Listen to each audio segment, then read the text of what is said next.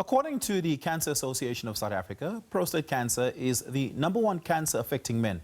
Well, let's unpack this further with Lorraine Govender, who is the National Health Manager for Health Programs at the Cancer Association of South Africa.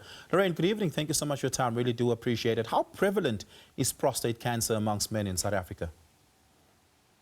So it is the #1 cancer affecting men in our country. So if you look at it, and you look at other cancers, 1 in 16 men will get prostate cancer. So that's quite a high probability of getting prostate cancer.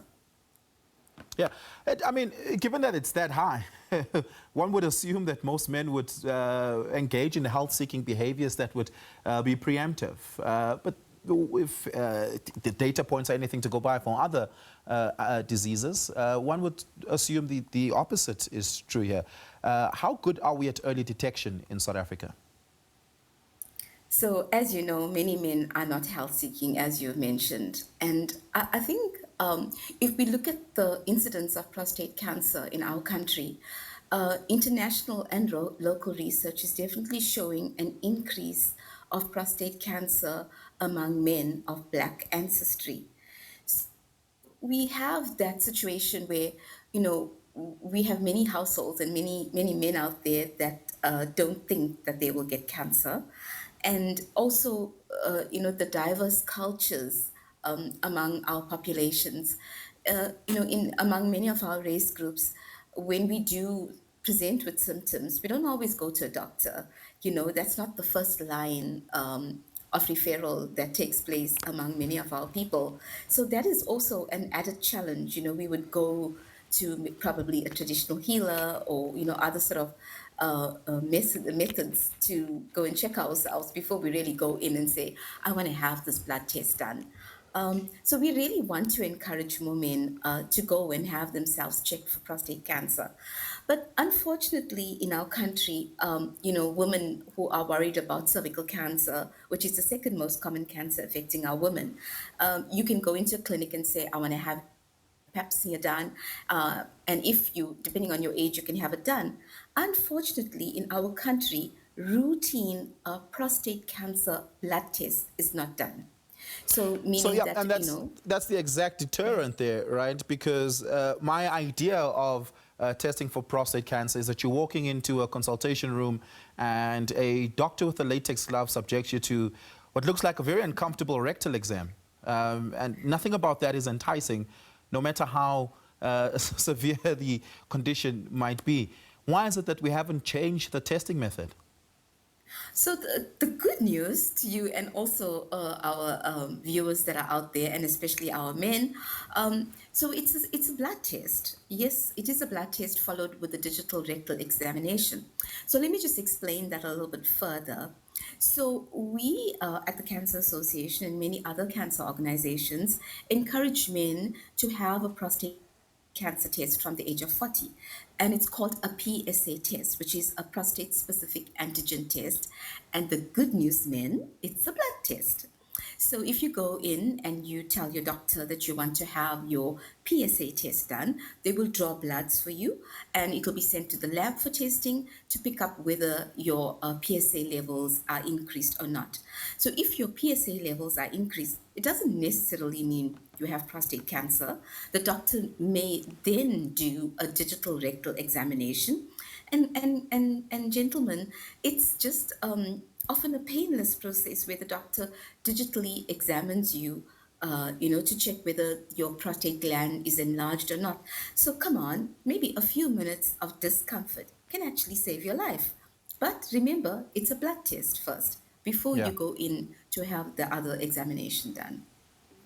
Let's do a rapid-fire round of myth-busting when it comes to prostate cancer. The first of which is quite common, that if I have a healthy sexual life, then I don't have prostate cancer or not prone to it. True or false? Yeah, that's a good one. Where did you pick that up?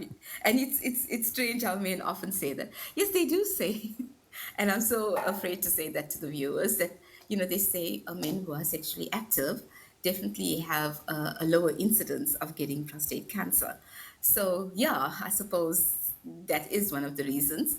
But then the other things that we must remember is we often, when we think about cancer, we think, okay, you know what, I'm still young, I'm only 40, I don't think I'm going to get cancer.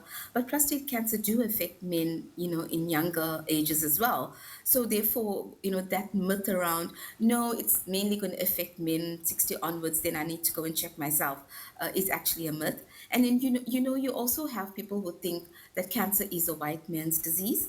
But if you look at the incidence of prostate cancer, and as mentioned earlier on, it affects a lot of African men, men of African descent. So we really are encouraging our men out there to please do go and have yourself tested and checked.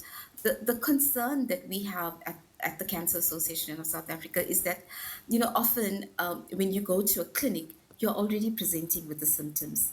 So when you present with the symptoms, it usually means that you already you start having symptoms of prostate cancer. But the good news is, if cancer, like many other cancers, are detected early, you have a better quality of life. Now, you also find that men are afraid maybe they will have the test and it'll show something's wrong, and then they're afraid to go for treatment. But we must remember, gentlemen out there, that the viewers that are listening, we have so many new treatment in the market today, and a lot of our public health institutions offer the best line of treatment. So you really need to go and have your treatment done, because it can save your life. And yes, there are side Yeah. effects, but side effects can be dealt with as well. I literally am out of time, but I need you to quickly answer this. Part of the fear is that, wow, if I do test positive, they're going to castrate me. And that is nothing more imaginatively emasculating. True or false? Absolutely false. So when you do go have your biopsy done, and they pick up that you have an enlarged prostate gland, so the good news is, no, gentlemen, that's not going to happen to you. We have either chemotherapy, Okay. radiotherapy, or even surgery that will help you to get rid of the cancer and treat the cancer as well. So that's the good news. And to the viewers, I also want to say, there's so many men out there that have gone and had the test done, gone for the treatment, and they are leading good lives. And what we want to encourage, Yeah. what I want to leave the viewers with today is, please do go support each other and talk about the fact that men do get prostate cancer, Yeah. and let's go for our treatment and testing. Very important message. You will not get castrated. Lorraine Govender, thank you so much for your time and your insights this evening. Really do appreciate it. And thank you so much for the work that you do. Critically important. That was the Cancer National Health Manager for Health Programs, Lorraine Govender.